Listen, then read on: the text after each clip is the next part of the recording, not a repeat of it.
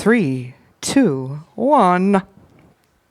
All right, welcome everybody to SEMPA. Round of applause.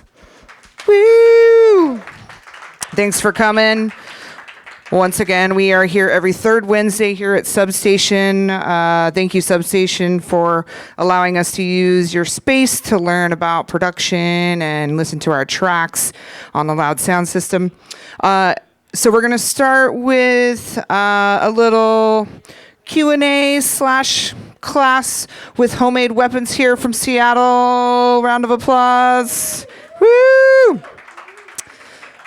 So we're going to let him speak for about an hour, unless you don't have that long, whatever you feel good with. We'll do a Q&A, and then after he's finished, we'll take a small break, and then we will do track feedback per usual. We'll go over what those stipulations are if you haven't already been here for that. If you have a track and you have not signed up yet, please see me in the back, and we'll get you signed up for that. Yeah, you can. Sorry, just need to check the mic.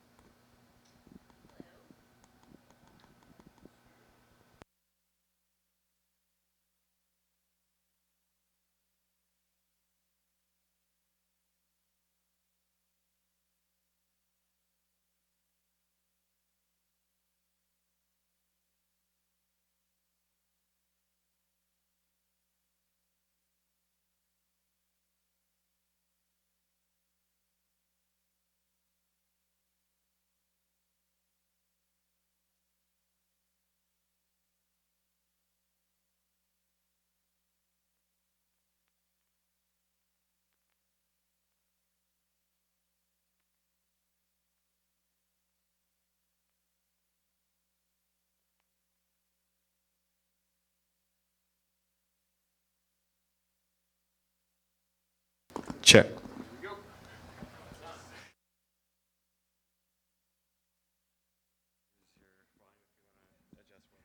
Test, test, test, test, test. Thank you. What channel is he on? So the CDJs are 1 and 2. 1 and 2? Okay. All right. Okay, now we are ready. Thank you, everybody, for the tech. All right. I'll let him introduce himself and what he does and where he's from and all that. Let's give him one more round of applause. How are we doing? My name is Andre. I produce music as Homemade Weapons. Some of you might know me, but for those of you that don't, I'm going to play something of mine that's just recently come out first, and then I'll move into other things.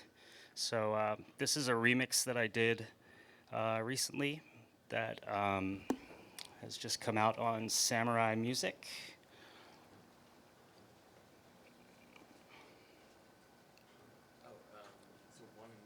What'd you say? 1 and 2, they were.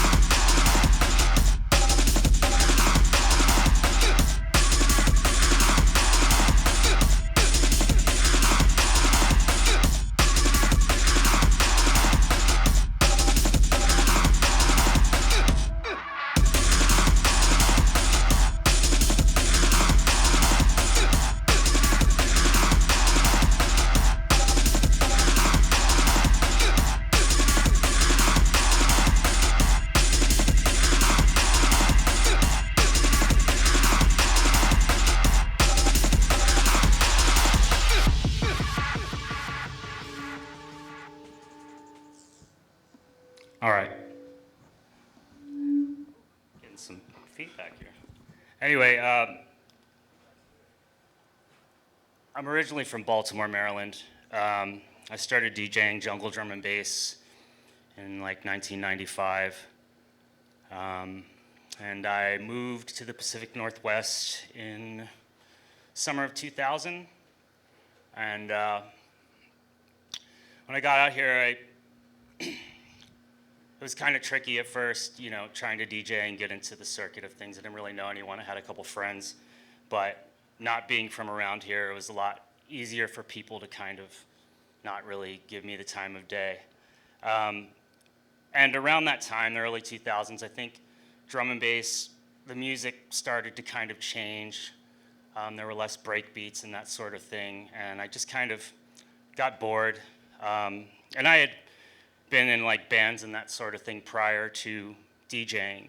And so I got back into doing bands and that sort of thing out here for a little bit. And it wasn't until about 2008, maybe, I'd put Logic Express on a MacBook Pro. Prior to that, I was just like making little things here and there on Acid Pro and Fruity Loops and stuff like that. But nothing that I was ever really confident in or that I felt I could go anywhere with, so I just put it down. But putting Logic Express on my MacBook Pro, I was like, I'm going to start a new project. I didn't really know what it was going to be, but I had just gotten the word homemade tattooed on my knuckles.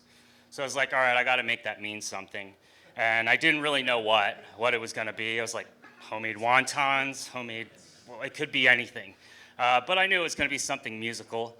And so what I did to start out, because I wasn't confident with anything that I made, was I started downloading stems from remix projects, remix competitions. Like there used to be a shitload of them, like in the early 2000s, and so I would just get those because I knew that the sound quality on those stems would be decent, and that it was familiar material that I could rearrange and still have an idea. Okay, I'm on the right track, right?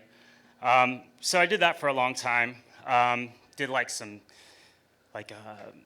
Team Sleep remix and like Peter Gabriel, a bunch of weird shit that I could get my hands on. I think like editors and stuff like that. Nothing that I'll let anyone hear now because it's really bad. But either way, like, so from there, you know, I eventually got Logic and really started to get into it. And I decided I wanted to start DJing again after going to the Baltic Room. After like 5 years or something like that, I went to a Drum and Bass Tuesdays with some old friends and started going to do their open decks and playing stuff that way, trying out my new stuff. And before I knew it, they were having me through to open and that sort of thing. And so I just kind of submerged myself in the Seattle drum and bass community and made a lot of good friends. You know, a lot of people were really supportive with the stuff that I was doing, which was shocking for me because in a way it's like they believe in my shit more than I do. They like it more than I do. Like they want me to play my song. I don't want to play my song because I know this part's fucked up. So, but that has a lot more value than I realized because at the end of the day it was like, well, I made this song. I was excited the whole time I made it. I slept on it. I left it alone. I still liked it 3 days later. But I play it with this song, doesn't sound right. You know, I try to mix it with this, doesn't sound right. And so I was just stuck on my shit does not sound right. Doesn't sound good. I can't play it with anything. I give up. But after some time, I had to be like, okay, the reason it doesn't sound like other shit is because it doesn't sound like other shit. And I need to like give myself that grace, that have confidence in what you're doing because you put a lot of time into it, you know, so it's important to, you know, it's like being a salesman and selling a product you don't believe in, right? So it's like you got to kind of back up your shit. And so like for me, it's like, okay, I believe that I'm gonna take a chance with this and just kind of like, you know, give these songs to some people, you know, because I'm on AIM, AOL Instant Messenger. I can send it this way. I'm hiding. They can't see me. They don't know I'm American, right? And so it was like 2011, maybe 2012. I had a song called Mind Control, another one called Cabin Fever. And I sent them to, I think it was DBR UK and Skeptical.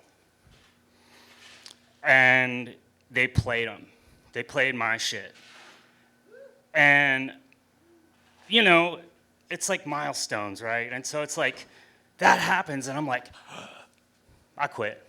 I did it, they played my shit, you know? And you're like, I'm starting to get that recognition. I'm getting, okay, I'm starting to believe the confidence is there, you know? And so from there, it's like, all right, I'm gonna message this person on AIM, even though I know they're not nice. And, you know, to my shock, I was getting responses from these people, and they were actually all right. And so I started to get more confidence, and I just went full speed ahead with the shit that I was making and didn't really look back.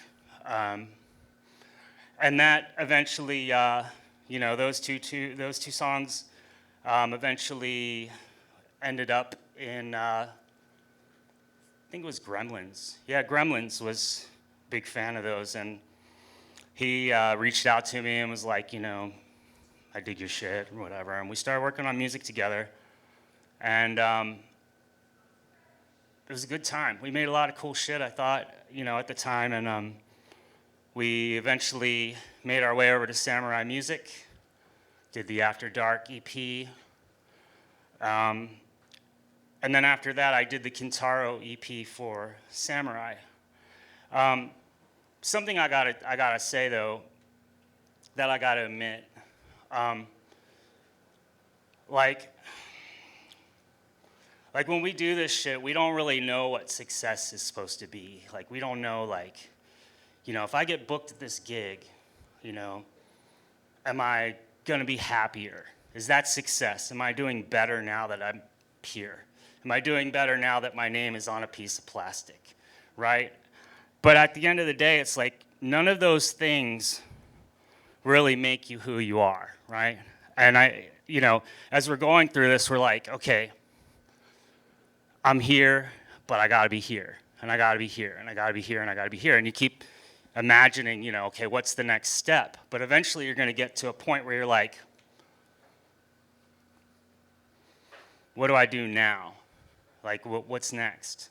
And so, you know, I think it's kind of important that, like, we keep in mind that we never really stop learning. You know, there's always going to be something, like, next. And as artists, we're constantly growing, constantly changing.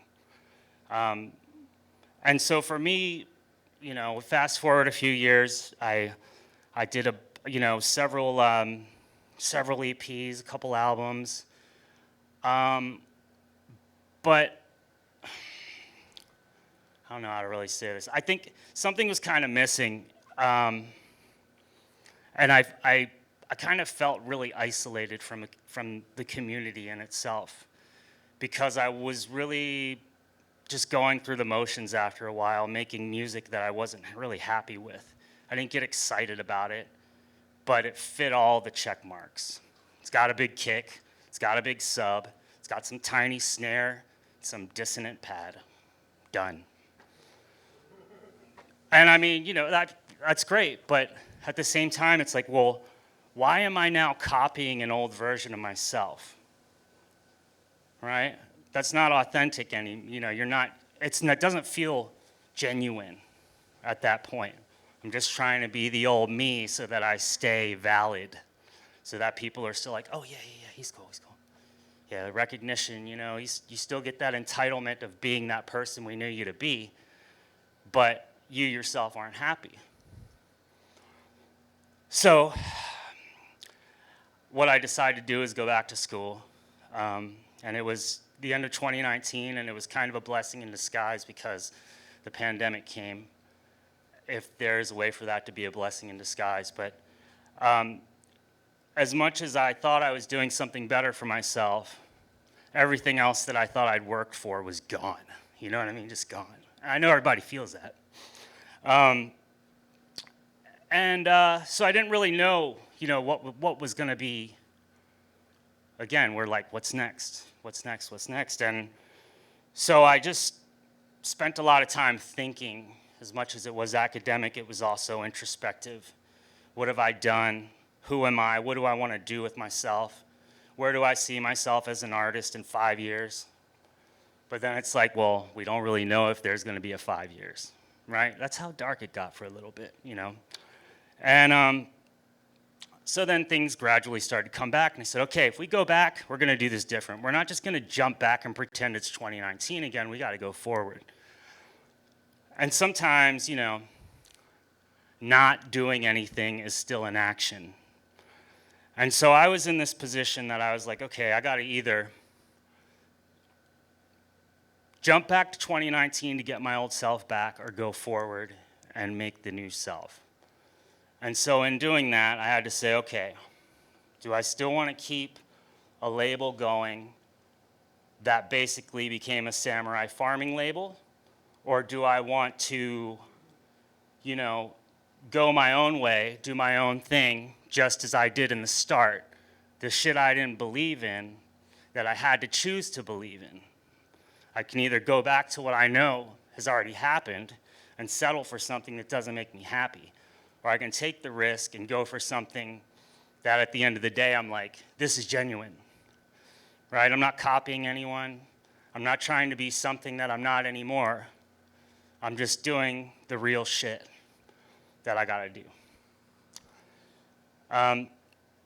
And so I guess what I'm trying to say from there is that, it's kind of important to stay true to yourself in this shit, because it's really easy to get pulled in different directions for different reasons, and a lot of them will not be your purpose, right? It'll be somebody else's intention, somebody else's goal, somebody else saying, keep making this music for this result. Keep making this music so you can have that. But it's like, well, what's up there though? What's over there? What happens if I slow it down? What happens if the possibilities are endless, so why are we putting ourselves in a cage, right? So I guess, like what I'm saying is just stay true to yourself and kind of do your thing, because with the amount of possibilities and the amount of technology and shit we have out there now, there's really no reason to say, I'm going to stay in this little box. I'm going to settle for this genre that's already defined.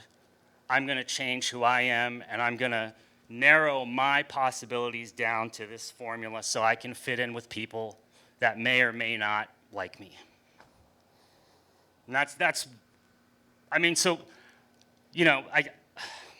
so before coming to this, David asked me, it's like, if you could give some advice to new artists or that sort of thing, like, well, what kind of hard lessons have you learned, that you could help someone else with going forward?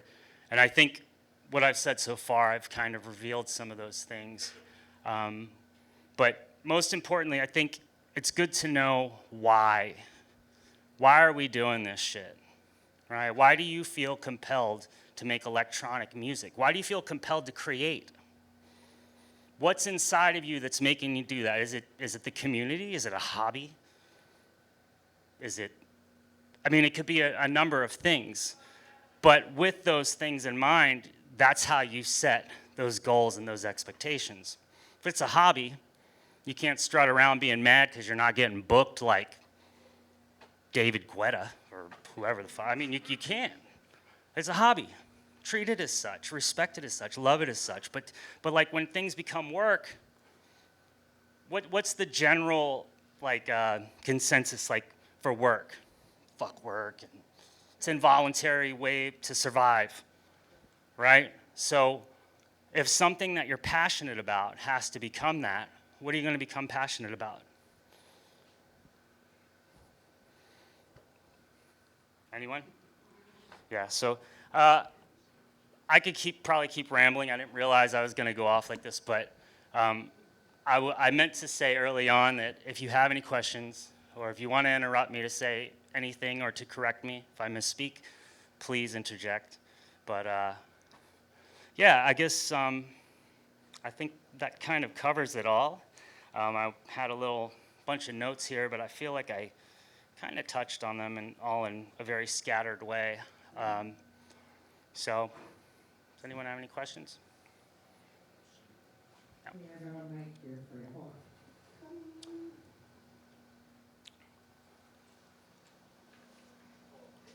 So you mentioned switching from a label to not a label or doing your own thing. So it seems like the answer is yes, but do you self-release your stuff now?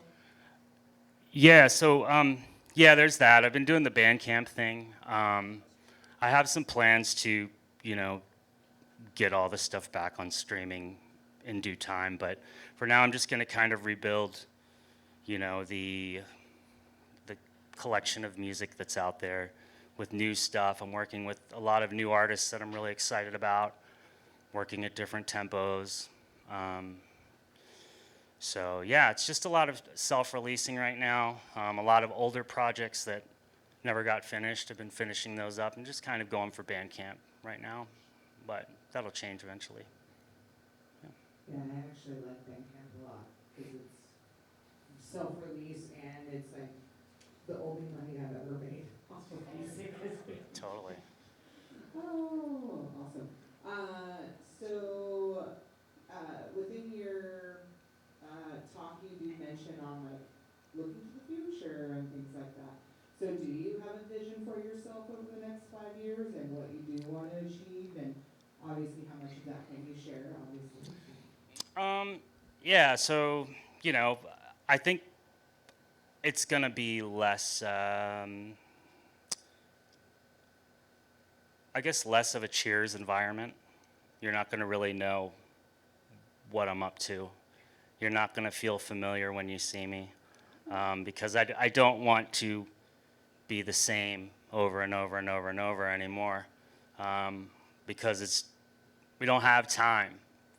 We don't have time to do that shit, you know, so. Yeah. And then what would you say for your type of sound, what are like the top 3 to 5 labels, if that you would target for this type of sound?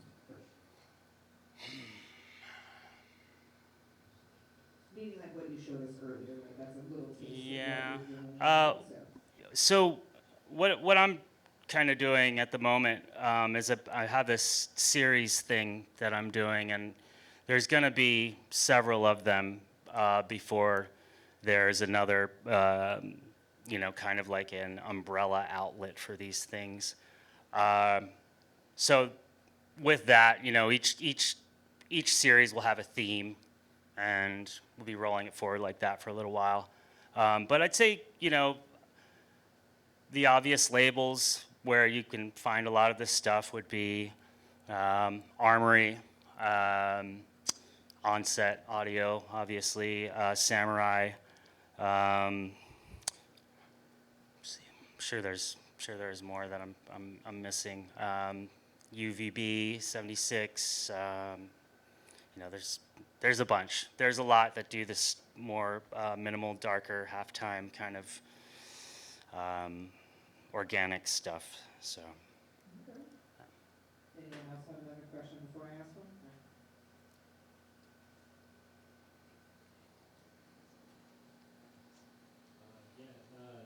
This is really cool to see. Thank you for like taking us through just like the history of how you got started and into like just the different hoops and challenges along the way. It's really cool.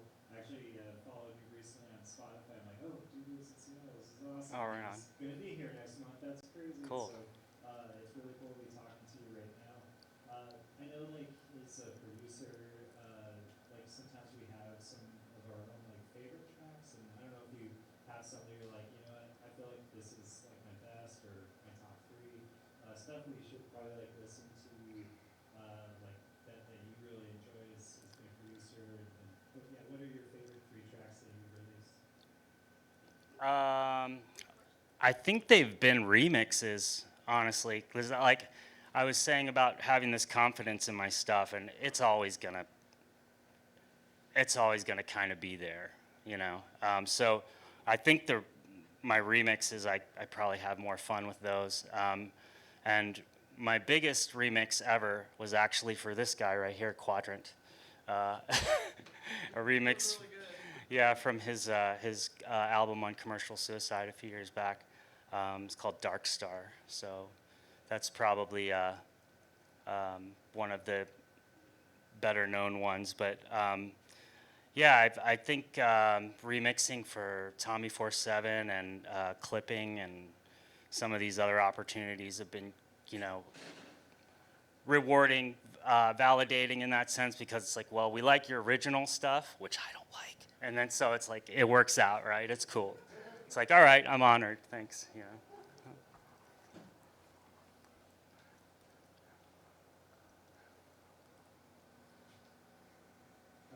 Question about self-releasing. You're obviously a really experienced producers, put out tons of stuff with labels. Like when you're doing just your own stuff, do you have a process, like a trusted inner circle you're sharing music with to get like a sign off, like, yeah, it's fucking ready, I can put this out now? Or how do you evaluate your work before you put it out there? I have a couple friends that I rely on, because I know I can get straight, not yes man answers, you know, like yes person answers, and so I usually stick with them. But I think another thing that I've been doing on these more recent, the Disarm stuff, has been, I'm literally finishing them like the day before, and then I'll test them out at home, you know, mix them with other tunes, and then that's kind of how, okay, it's good enough. I mean, you know, when we figure the shelf life of most music now is so short-lived, the only people really getting upset about my mix down is me. So it's like, it doesn't, you know, like there's always going to be people who are like, this snare's too quiet or kick's too loud, whatever. But they're going to hear the song for maybe 2 minutes.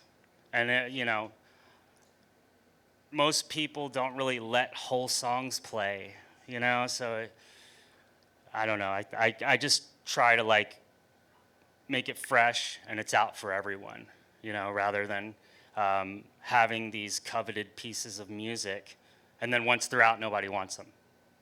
You know, I feel like I've been seeing that happen for 20 years. So, yeah.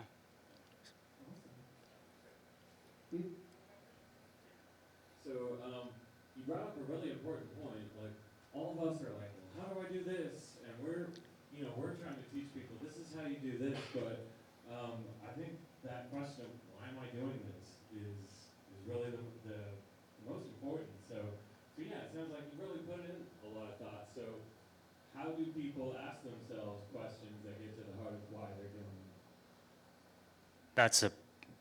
Well, you just doubled down. So I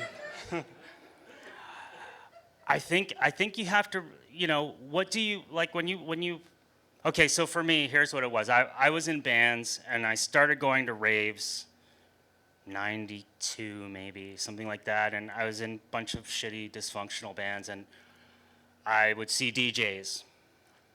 And being young, I'm like, yeah, I want to be on stage. I know I want to be on stage because I'm, you know, doing the band thing. I want to be on stage. So I'm like, I could do that. I have a good sense of time. I'm really good with rhythm, so I'm gonna DJ. And so then you start with that, and you're like, okay. So now I'm gonna learn how to beat mix, you know, on belt-driven tables. And you're like, oof, this is gonna take a while. I'm definitely not gonna be on the stage anytime soon. But I think it's like having these little, you know, where do you see yourself? How do you want to see yourself? Do you want to see yourself, you know, DJ awesome with 50,000 followers? Well, there's your why. because I want to get there. If you're just like, I want to make my own songs for my mix for my 50 followers on SoundCloud, cool.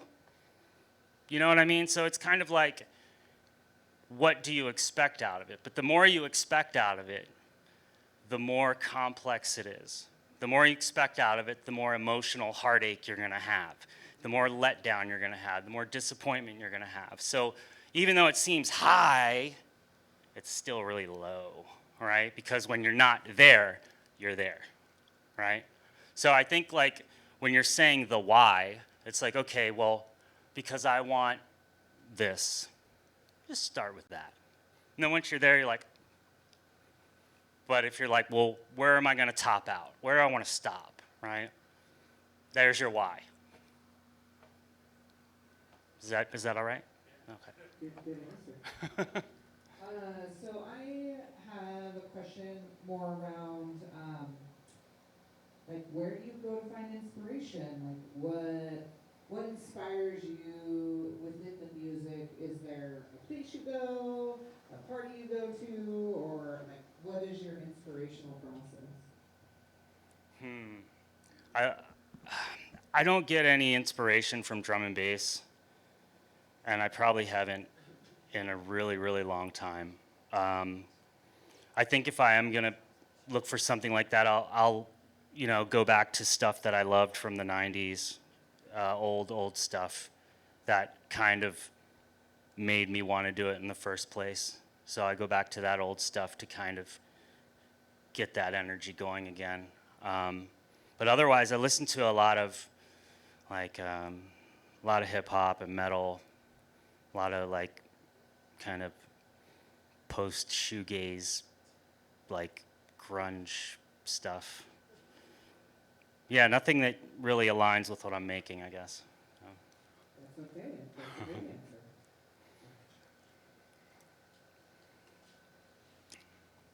I think you touched on this with like what you think, like before you decide a track's good enough. How do you roll out your albums? Like, what's your process behind like dropping a song or a project? Just asking for a friend, of course. You mean for like Social. the creative side of it, or just like when you want to get music signed? The bullshit part, the dropping it, the release dates, and the pitching it to not labels because it's self-release. Right. That part. I think the something that's kind of become regular with self-releasing is the Bandcamp Friday thing, and I think a lot of people rely on that to kind of determine their release dates, first Friday of every month. A lot of people have been doing that. But I think it might be cool to like, if you're gonna be doing it regularly, switch it up. Like, throw people off. Just be like, tomorrow there's some new shit out. And it's like a Tuesday, Just, obviously you're not gonna do it rent day or something like that, but Do you like tease like your audience with like content or like tease or any of that? 'Cause, like, it's hard for me to like. I see like how artists do it in other genres, but with electronic music, it's not like what I'm saying. It feels different. the way I like to promote stuff is through mixes. I'm not track listing anything, but if you hear something you're like, and you know who the artists are, you're going to be more inclined to check out the artist. And when the artist decides, okay, it's coming out, they'll reveal it. I don't really like to get caught up in that, but I'm not a big fan of putting clips online before releases because, again, it goes back to the disposable music culture, right? Like, you hear a clip out in 2 weeks, 3 days from now. Hey, you remember that clip? Let's go listen to it again because it was so cool. Let's listen to that clip again. It's out in 2 weeks. Yeah. Oh, by the way, music is so disposable.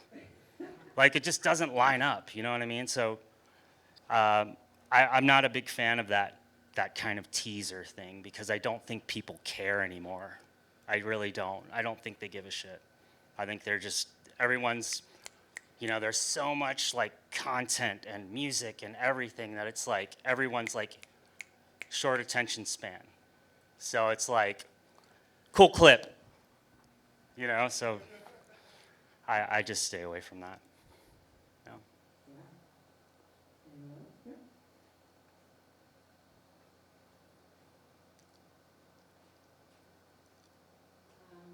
So I'm an old 90s drum bass DJ, and my gift is making things that are so bad that they can't possibly intimidate anyone. So I've made some internet things like that, and some music that I played no one. It's pretty weird. I didn't think anyone deserved it, but after this many years of DJing, I've changed my mind. During the pandemic, I made a TikTok, and I put my sad, sort of 15-year-old stoned Omni Trio and George Fitzgerald and whatever. And there's a lot of sad stoned teenager boys like me on the other end. Technically, I'm a 45-year-old woman, but who's counting? I always stepped on the AOL CDs. I don't like talking about myself to strangers. What would you do if you don't want to do internet clips? Are you going to knock on the door and be like, yeah, I'm a drum and bass DJ? It's not quite New York. I'm just wondering if you made anything that was tolerable in 2024 for the first time. You're not going to message them on AIM, so what you going to do?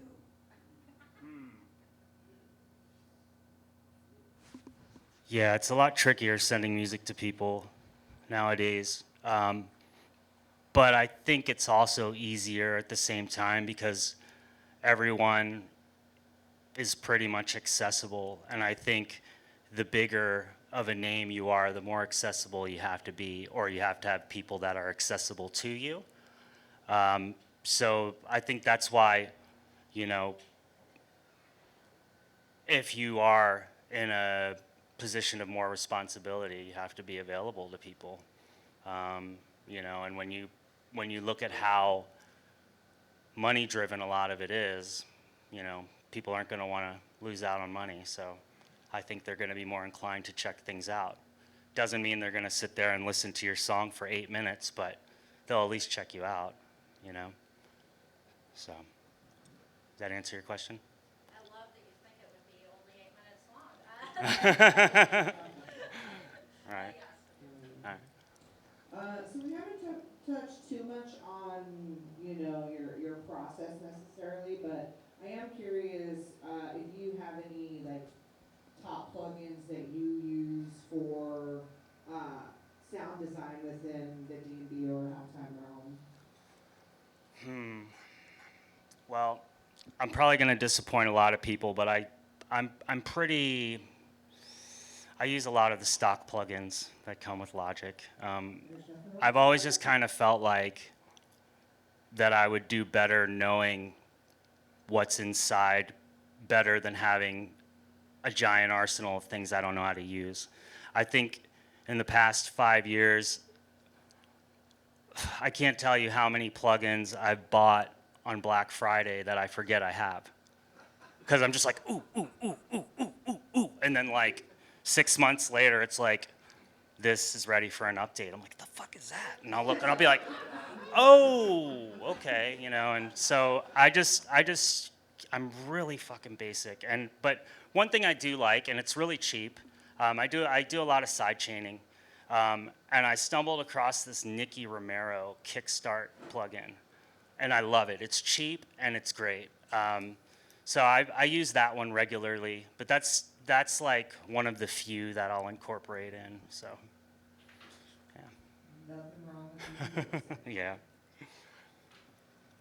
All right, anyone else? Oh, down.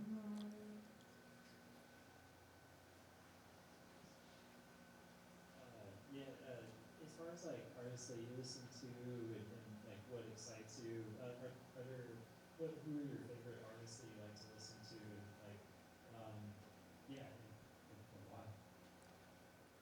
why? As far as electronic music or electronic music, I don't really listen to a lot of electronic music these days. Like I was saying earlier, if I do, I'll go back to older stuff or older songs in particular that kind of I'll find inspiration in. But I don't really listen to a lot of electronic music. I think it's because one of the reasons is I don't want to be too influenced by anything. So, What do you listen like live instrumentation kind of stuff. You know, like a lot of like death metal and hip hop and guitar stuff. So, yeah. All right, anyone else? Okay, last chance. All right, round of applause for Homemade Weapons. Awesome. Thank you so much for coming to talk to us about your journey, and we really appreciate you coming. So we're going to take a small break, and then we will do track feedback after that. If you have a track that you haven't submitted, please see me in the back, and we'll get you signed up. So we'll take about 10 minutes.